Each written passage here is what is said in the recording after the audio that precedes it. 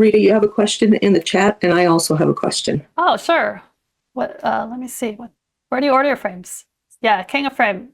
King of Frame, mostly King of Frame.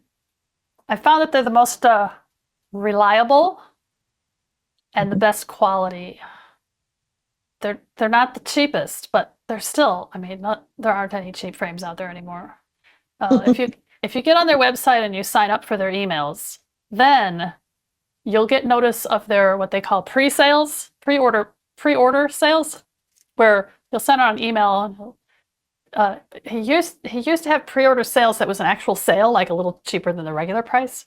Now it's been a pre-order sale. Buy it at these prices before they go up. Oh, gee. Or the pre-tariff sale. We don't know when the tariffs are going to go into effect, but get them now before that happens. But still, this style is the that's the Taos Mini, and the neat thing about it is that you can get 4x4, 5x7, 6x6, 4x8s. You get 4x8s? I can't remember. All for the same price. So the price doesn't go up until it gets to 8x10. So, I ordered bunches of these, and they're the cheapest that he's got. I think they're like 34 or 35 bucks now for one of these. So, I just like double it when I sell at retail. If I sell a painting on auction and then I offer them a frame, I offer this for like 70. But that includes the glass, and that also helps pay my son to come out here, put it together, frame it, package it. So they had a booth at Pace, and they're just super nice people. Yeah, they are. I enjoyed meeting them, and they knew who you were. Yeah. Well, the other source that I'll use sometimes is JFM. J as in James, F as in farmer, M as in mom. JFM.net. And they're wholesale, so you have to have a tax number to buy from them, but it's easy. You just contact them and say you want an account, and then you can get on the site and see the prices. And they're a little bit less than King of Frame. In some cases, a pretty good amount less. Just depends. And then sometimes I still buy them from Mr. Lopez, who comes around. He has been coming around in his truck now. He came around in his truck. But he's got the best prices, hands down. The problem is that you get what you pay for. Mm-hmm. So he can produce good quality. I mean, he's getting them from, he's not making them himself. He's buying them from somewhere. But and some of them I think is from the same sources as these other places. But I think he's got a lot lower overhead. But if you place an order with him, be prepared for mistakes. Don't order something at the last minute that you really desperately need and you need it to be right. Just don't. But if you want to just order a bunch of frames for a particular size and style, because you want to have them on hand, he's the best source. And if you're very, very particular, if you're very insistent, and don't let him get away with sending you the wrong style or anything like that, then he's a super nice guy, and he wants to, he really wants to be good at his business. But he's just got a higher percentage of human error going on. So, but I'll put his name and number in the description for this video later. So, somebody else had a question? Yeah, I did. Yes. When you photograph or scan your photos for your website or for paper, what's your process? Do you use a special camera or? I have a couple different ways. For the web showing, for the small paintings, I have a couple methods now with my camera that I've found give me pretty good color. And on some of them, I know just how to tweak it in Photoshop later because I've been doing it long enough. But right here on the easel, if it's a cloudy day, I'll take this light, which is my warm light. See that one? That's my warm light. And over there on the other side behind me is my cool light right there. Mm-hmm. And I'll stick both of them. Whoops.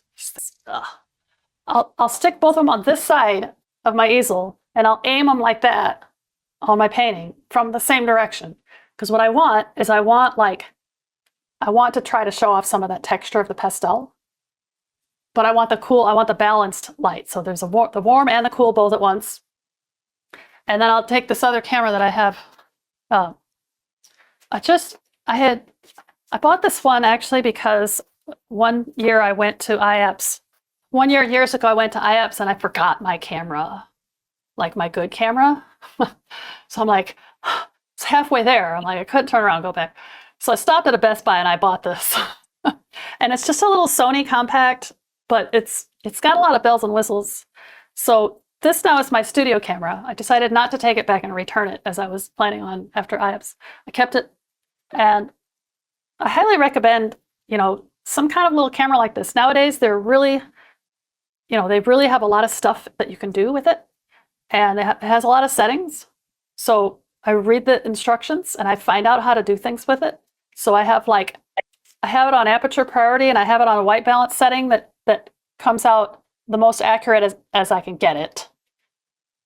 At least for web viewing. And sometimes if I print it, if I print it from the photo on the camera, I find that it's kind of too high contrast and too saturated. So if I want to print it, I know that I can just reduce the contrast and the saturation some before I print it. But otherwise, it's a really nice quality image. That's what I'll do on a cloudy day. On a sunny day, I'll take this outside and I'll put this on auto. I'll put this on like automatic intelligent mode. I found that if I leave it on that aperture priority with my white balance, it's not the right temperature for sunlight. It's the right temperature for in here. So I'll just put it on auto, and I'll take it outside, and if it's small enough, I'll just hold this in my hand, and I'll aim the camera at it, and I'll zoom in, and I want the sun at an angle like this. Not directly on, but not too tight of an angle either. So kind of like a 45-degree angle. And that'll give me good color. It really does intensify it though. I definitely, if I do it in the sunlight, when I put it in Photoshop, I'll reduce contrast a little bit, and I'll reduce the saturation a little bit. Depending on the image. Sometimes like with these blues, those blues are really gonna pop in the sunlight. For some reason, it's really weird. But if you have a printer, I recommend Epson's. An Epson is really good with the ultra chrome inks. If I want something for printing, I'll test print it first. Like if I'm going to put an image up on Fine Art America where you can print it, now I have to admit I do have some images on Fine Art America that I have never printed. So I honestly don't know how they're going to print. Mostly these small things. I should have been a little more on top of that. So I don't know. I try not to put too many really dark images up, because if I don't scan this and test print it, these dark blues and all these dark colors are going to all just go to black. It's going to be hard, especially with a camera photo. It's hard to show the blacks in a print. So my mind is going all over the place, but I hope that answers your question about at least how to get a there are lots of different ways. What I used to do a long time back was, instead of putting it in direct sunlight, I'd put it in the shade, like out on the porch, and when there's an overhang, I'd lay it down on the ground and I would just hang over it and zoom in and snap a picture. And that's more of a cool light situation. That'll work too, as long as you have your camera at a balanced setting that's going to show the colors accurately. And usually I'll just, like in the beginning, before I got the knack of all that stuff, I would just kind of hold my painting up next to the monitor and say to myself, does this look pretty close? I'd be like, yeah.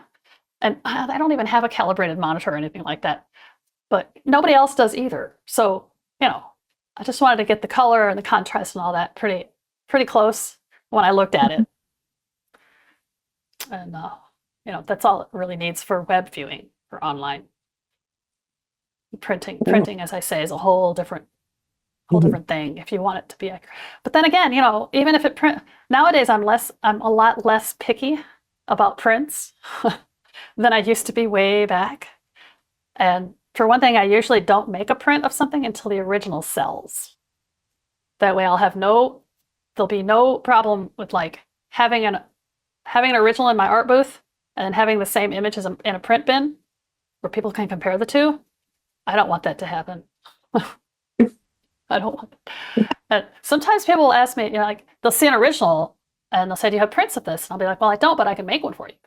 But then I always tell them that, I always say, well, the print's gonna look pretty good, but it won't have the depth of color in these darks. A lot of these dark, it's just gonna go to black. It'll still look okay, but I say it because I want them to buy the original, but it's also true, But if it's a painting that's light, got mostly light tones, fabulous. It'll print awesomely. But I always say, the colors are not exact. They're close, but they're not exact. I gave up a long time ago of getting exact color out of a print. Well, when I go get some of them, I've gotten scanned. Yeah. And then and then they print them, and actually the color of the colors will last longer than the original. Yeah, the prints. Yeah, the print, because it's that Epson Ultrachrome inks. They last like 75 to 100 years. Yeah, they said 200 years. Wow, yeah. Yeah. Scan, my larger paintings, I will scan I will scan them and I'll splice them together in Photoshop. And I have a post about that, I think. And the small ones too, if it's a small one that's that I know that I'm going to want to put on Fine Art America, right? Or if it has a lot of darks in it, I'll take it in and scan it instead of just photographing it. Yeah. Because the scan will be able to make those adjustments, and then I'll have the printer right there. I can test print. And, yeah. Anyway, I'm gonna have to get up early, so I'm gonna go now. That was a fun conversation. Thanks for hanging out with me while I painted. Thank you. Thank you. Thank you. Bye now. Bye.